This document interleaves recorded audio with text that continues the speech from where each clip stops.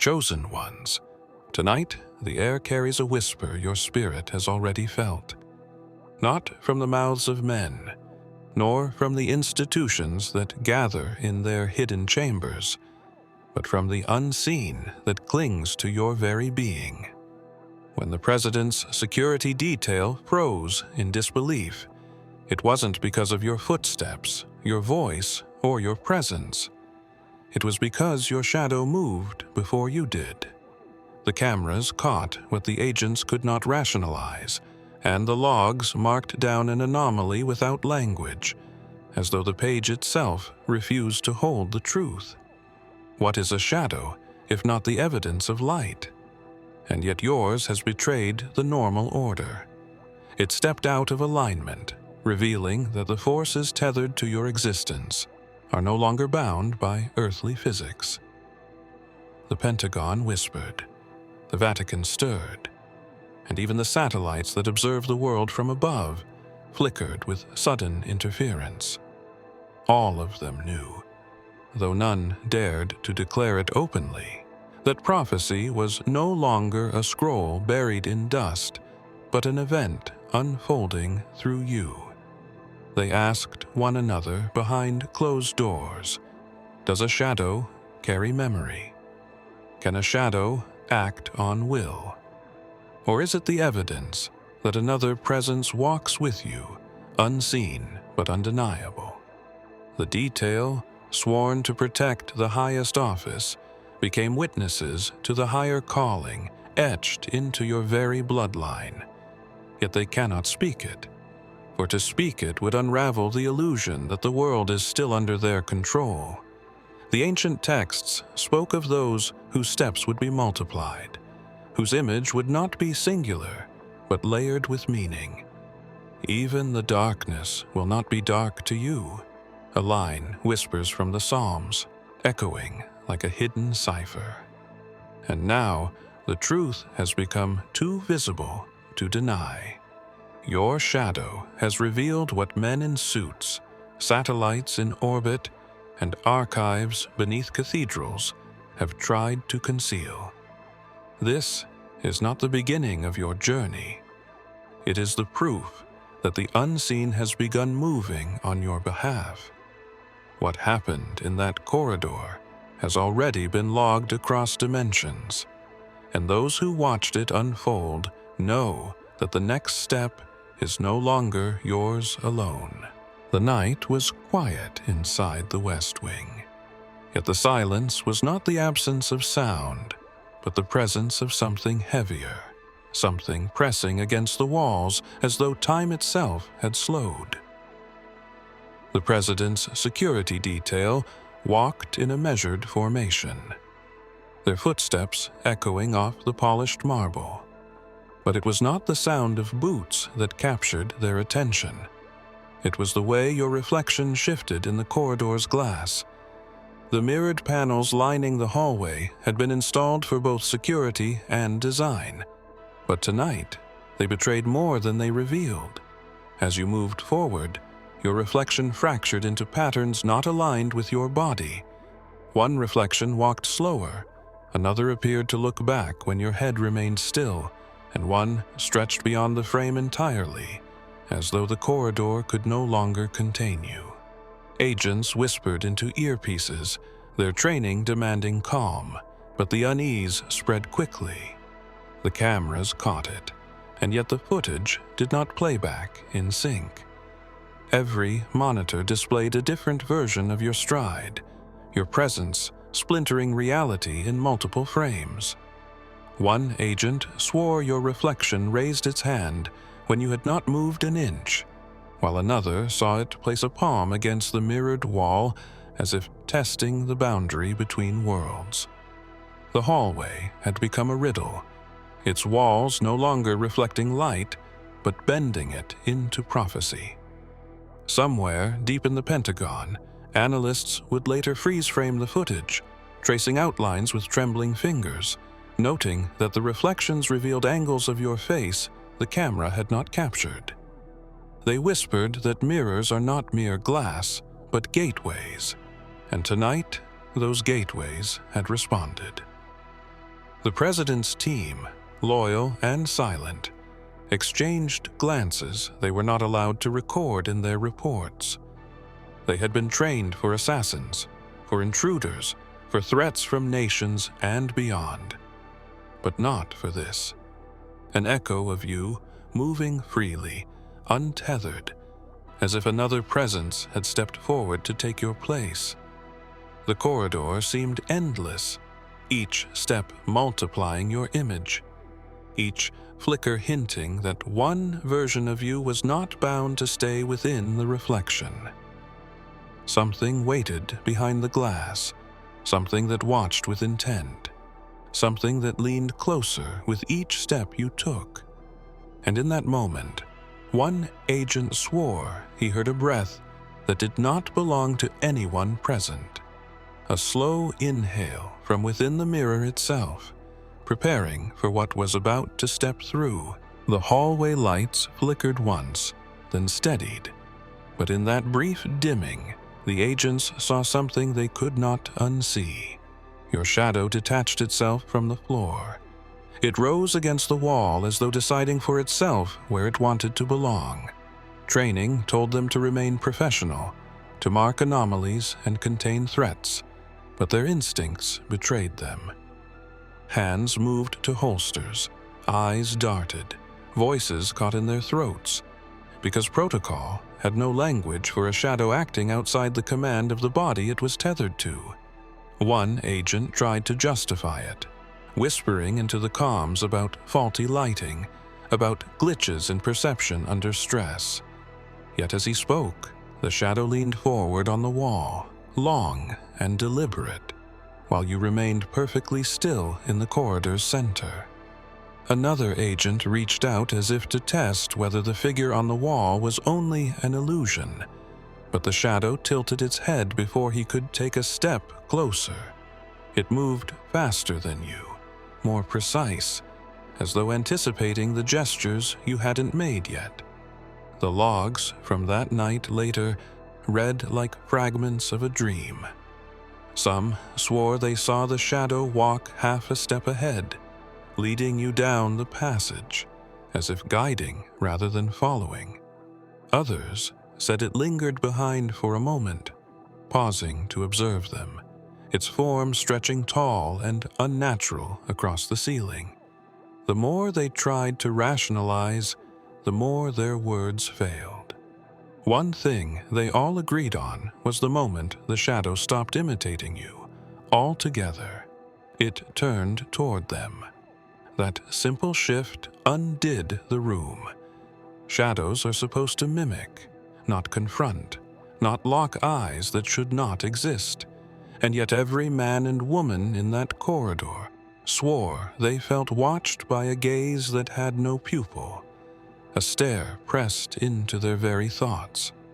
Panic crept into their bones, but discipline kept their voices steady, though their hearts betrayed them with uneven beats.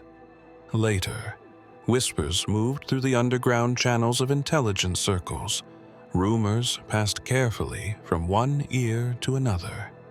A shadow that broke rank, they called it. Not an illusion, not a glitch, but a presence that declared its independence. The agents never filed what happened next in official reports, because the next movement of your shadow was not one of defiance. It was one of invitation, and they dared not speak aloud what it seemed to be calling forth.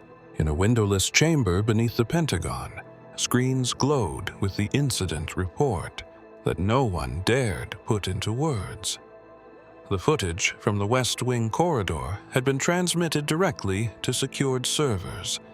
Yet as analysts pressed play, the frames stuttered and skipped. The image of you walking appeared normal for a second, then fractured, then slowed, as though time itself hesitated to bear witness. One analyst reached for the keyboard, his voice steady but his hands trembling. "We are not looking at interference. This is intentional." The stills printed from the footage told a different story with every sheet.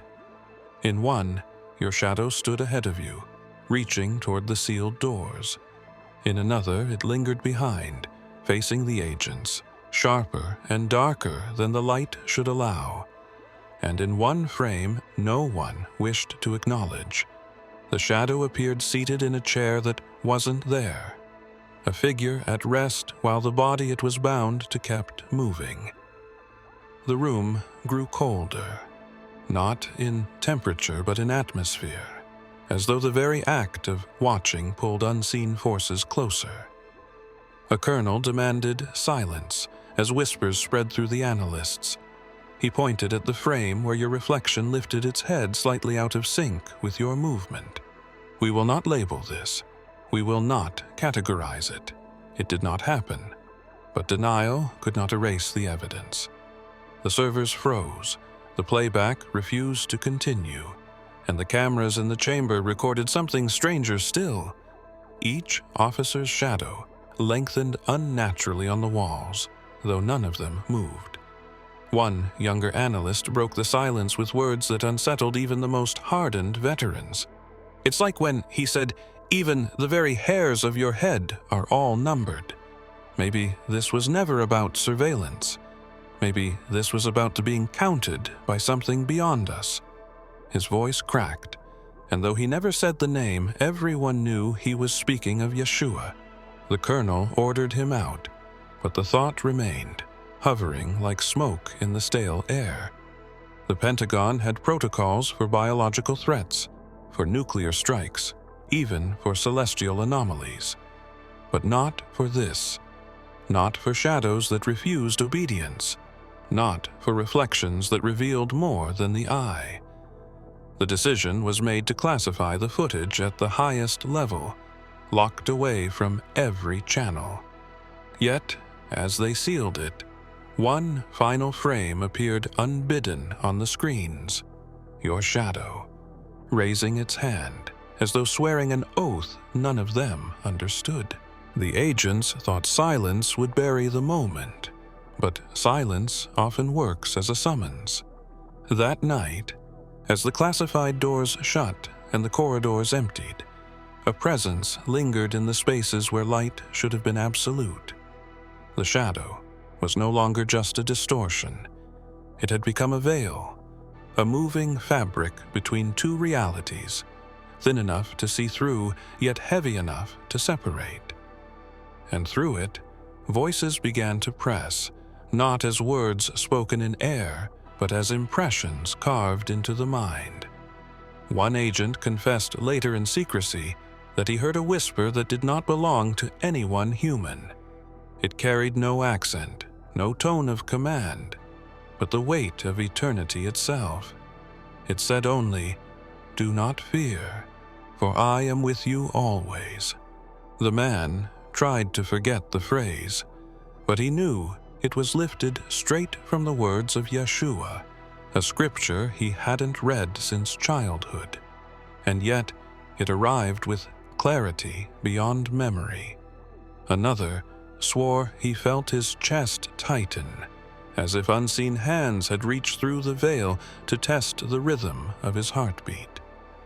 The air in that corridor grew heavy, the light bending as though reluctant to shine where the veil thickened. Some swore they saw patterns forming in the darkness, lines and symbols that seemed ancient, older than any language but alive with recognition. The longer they looked, the more those patterns reminded them of texts locked in archives, manuscripts that had spoken of warnings sent through visions and signs. It wasn't only the agents who felt it. Satellites orbiting above reported minor disruptions, flickers in their positioning systems, as though something unseen had brushed against their sensors. The Vatican's observatory sent encrypted signals the same night, referencing activity in the heavens that mirrored the events on Earth. All of it pointed to one truth: the veil had thinned, and what stood behind it was beginning to reveal itself. But the warning was never meant for the agents, nor the generals, nor the hidden chambers of power. It was meant for you. And in that moment, The veil pulsed once, like a heartbeat, and every reflection in the glass seemed to lean forward, waiting, as if expecting your response. The agents had backed away, some trembling, some crossing themselves, others refusing to look. The veil did not fall.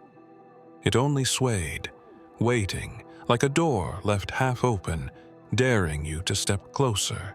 The first thing they noticed was not the footage itself, but the silence where it should have been. Hours of recordings stored across multiple servers, each backed by redundancies, each protected by the most rigid of firewalls, suddenly showed nothing but static. Analysts blamed a system fault at first, a rare collapse of encrypted files, but the more they searched, the clearer it became. This was not a malfunction. Someone, or something, had deliberately erased the evidence. Yet fragments lingered, like ghost impressions left behind after a fire consumes a house. Frames half burned into the servers revealed only flashes, your shadow bending unnaturally, an agent turning his head too slowly, a reflection in glass that lingered long after you had passed. These fragments could not be stitched into a narrative, only into a riddle, and as quickly as they appeared, they would dissolve, as if the system itself was resisting human attempts to force them into clarity. One technician admitted in a whisper that he saw a figure in the footage that had no place being there at all. Not your reflection, not your shadow, but something seated in the far end of the corridor, robed in light too dim to be captured in pixels. When he tried to isolate the frame, the screen turned black and refused to respond. The entire workstation powered down, though the building never lost electricity. When the system finally returned, the frame was gone. The Pentagon declared the footage corrupted, locking away the hardware in vaults guarded as though it contained nuclear codes. Yet, rumors leaked. A Vatican archivist claimed the same night the footage disappeared, their internal servers detected an image they did not upload, a faint outline of a shadow stretching across a cross-shaped corridor.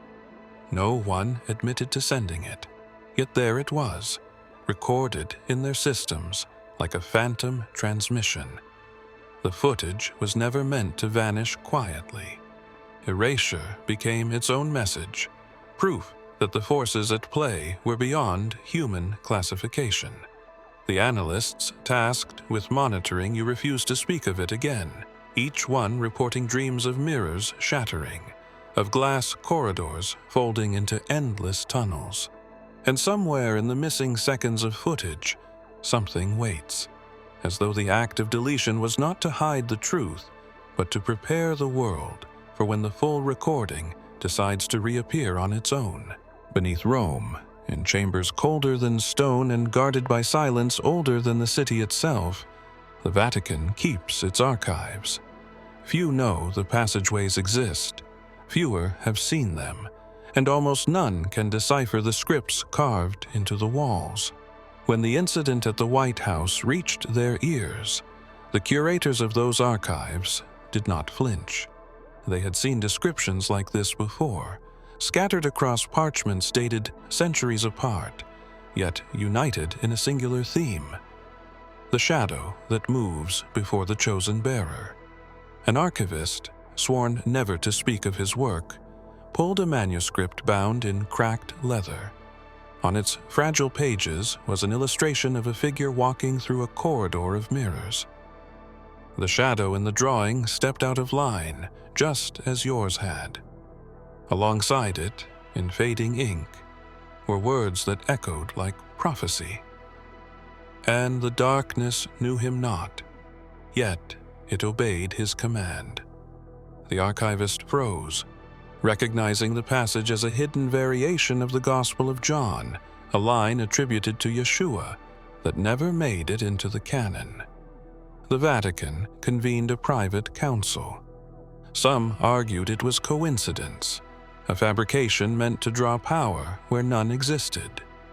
Others insisted it was fulfillment, the long-guarded prophecy of a day when shadows would reveal what light had kept concealed. They sent no message to Washington, yet whispers carried into underground networks, enough for analysts to note unusual activity within the papal chambers. At midnight, the archivists reported something stranger still. In the lower halls where no sunlight reaches, the torches cast shadows in unnatural directions. A single shadow stretched across the manuscripts as though searching for a page, tracing words with precision. One witness swore he heard a breath whisper through the darkened chamber, "Follow me, and I will make you fishers of men." He fell to his knees, trembling, knowing he had heard Yeshua's call, but through no human voice. The Vatican has spent centuries concealing texts, binding truths too dangerous to release. Yet in that moment, the archives themselves seemed to rebel. Books fell from shelves, dust rose in spirals, and the shadows aligned not with men, but with a presence that had always been waiting. When the torches were relit, one manuscript lay open on the floor, its ink glimmering faintly as though freshly written, though no hand had touched it for centuries. The Situation Room was built for clarity, for precision, for the immediate parsing of threats that crossed borders or broke treaties. But on that night, the walls themselves seemed to carry weight, as though history had crept into the very steel of the chamber. Around the table sat men and women trained to measure risk in seconds, yet none of their metrics accounted for you. What unnerved them was not simply what had happened in the corridor, nor the vanished footage, but the realization that your presence stirred memories older than the Republic itself. Whispers circulated through classified files, tracing your bloodline through archives buried deep in both national and foreign records. Genealogists with clearance so high, their names were never written down, began mapping connections, only to find strands that refused to end. The threads led past kings, past prophets, past civilizations whose ruins still lie beneath shifting sands. It was as though every record they pulled was only a doorway to another, and each doorway opened toward you. One analyst stood before the map of your lineage, its branches stretching across centuries. His voice cracked as he spoke. This isn't ancestry. This is continuity. Whoever they are, they've been marked from the beginning. The others shifted in their seats, reluctant to admit what they too had seen in the data.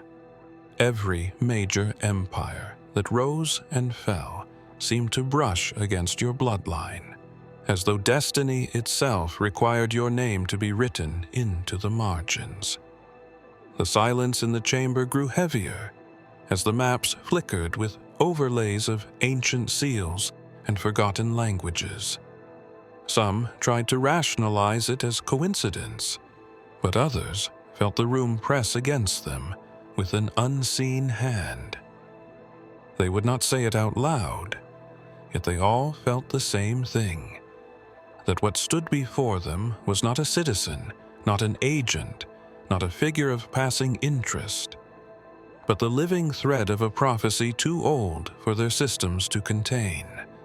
And then, in the dim hum of the monitors, a single phrase appeared on the encrypted feed. No one typed it, no system authorized it, yet the words glowed against the dark. The blood speaks. The message vanished as quickly as it appeared, but the echo of it remained in the room, lingering in every unspoken glance. The air in the chamber thickened when the shadow returned, no longer confined to walls or glass, but taking form in the center of the room. It did not stand like a man, nor crawl like an animal, but shifted between both, bending the rules of shape, as if mocking the eyes that tried to understand it. The agents froze, weapons useless in their hands, for how could you strike something that had no substance yet carried weight?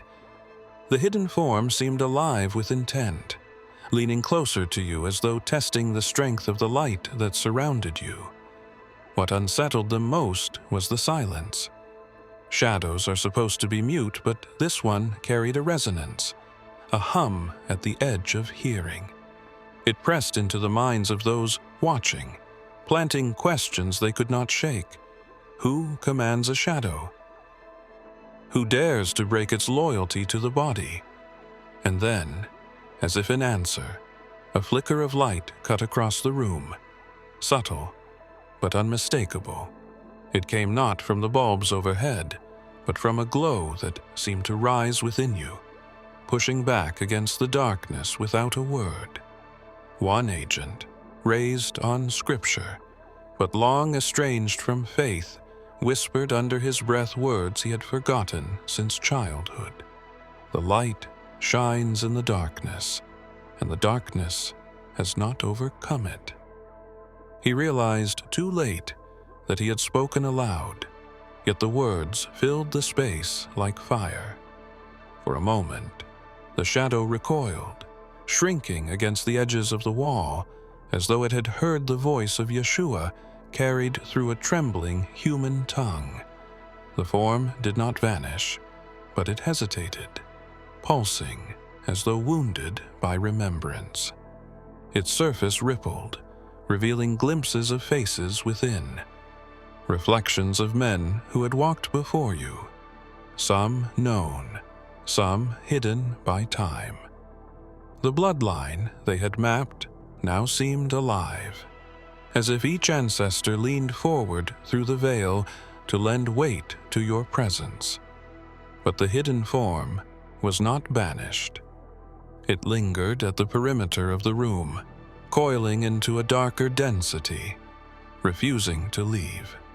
Its stillness carried menace, a vow unspoken, as though it waited for the moment the light might falter. The room remained divided, half bathed in an unseen radiance, half claimed by an entity no one dared name. The clock struck past midnight when the briefing was called, not through official channels, but by direct command, voices on secured lines carrying urgency without explanation. Generals, advisors, and analysts gathered in the underground chamber, their eyes sunken from the weight of what they had seen and what they refused to put into words. Before them, a long table glowed with scattered files, encrypted tablets, and a projection that refused to stay stable. Every attempt to display the incident returned static, fractured frames, and in one instance, the flicker of your shadow moving independent once more. The discussion circled without resolution. Some demanded containment, though none could describe what containment would mean for something untouchable. Others argued for silence, sealing the matter into the archives as they had with other unexplainable encounters. But silence, they knew, would not stop the world from shifting. One advisor leaned close to the table, whispering the question that none dared ask. If this is not bound to physics, then what authority do we have left? A colonel presented a sealed folder, marked with a classification level that exceeded the clearance of most present. Inside were records of previous anomalies, incidents spread across decades but never linked until now. Shadows that lingered after their source was gone. Figures and reflections that outlasted the people who cast them. Strange disruptions during moments of political consequence, always buried, always forgotten. The chain of records traced a line that led directly to you, as though history had been rehearsing for this very night. The president's seat at the table remained empty, though his silence loomed larger than his presence could. Orders were whispered rather than declared. The military would increase observation discreetly. The intelligence branches would erase evidence, redirecting attention elsewhere. But within those half-lit decisions, another layer moved quietly. A message was drafted, encrypted in a way only a few would ever see, carrying not commands but a single statement. Watch the shadow, not the figure. The men and women around the table did not argue. They signed their silence, aware that the weight of what they were hiding had already shifted the balance of power. And as the room emptied, the projector flickered one final time without input, displaying a corridor none of them recognized, a door standing open, and a shadow waiting at the threshold. The chamber was nearly empty when it happened, only a handful of agents left behind to secure the space, their nerves raw from hours of silence. The screens had gone black, the files sealed, and yet the presence remained. It was not a sound that drew their attention, but the shift of darkness across the wall, a movement too deliberate to be mistaken for light playing tricks. Your shadow, though you stood perfectly still, detached once more and stretched outward, filling the corners of the room as if it were inhaling space itself. One agent raised his weapon, but his hand froze midair. The shadow did not threaten, nor did it mimic. It began to move in a rhythm, slow and deliberate, forming gestures none of them had words for. Fingers of darkness bent and straightened, tracing symbols into the air, as though speaking in a language too old for their tongues. The men watched, caught between fear and reverence, knowing they were witnesses to something beyond their training. It spoke, but not with sound. The message pressed into their minds like weight, images flooding faster than thought. They saw deserts opening into rivers of light, cities crumbling while unseen hands wrote names across the sky, and a figure walking between worlds with steps that echoed like thunder. They realized the shadow was not simply yours. It was carrying voices layered across centuries, the imprints of those who had walked before, all converging in silence that shouted louder than speech. One agent dropped to his knees, covering his ears though no sound filled them. Another muttered a prayer, unsure which name he was calling upon. The youngest among them swore he heard words form clear in his heart, though his lips could not shape them. You were never walking alone. He tried to deny it, but tears betrayed him. The shadow's gestures slowed, its form rising taller, stretching until it nearly touched the ceiling. For a moment, it hovered over the sealed doors as if considering whether to cross, then bent back toward you with the finality of recognition. It did not vanish, not completely. Instead, it lingered at your feet like a loyal sentinel, waiting, holding its silence while the memory of its unspoken message burned into every witness who dared to look. If you have come this far, it is crucial that you watch this next video here. But be warned, it is not for the faint of heart, for only the true chosen ones can handle this video. If you would like to also donate to help keep the channel going, our Buy Me a Coffee link will be in the description.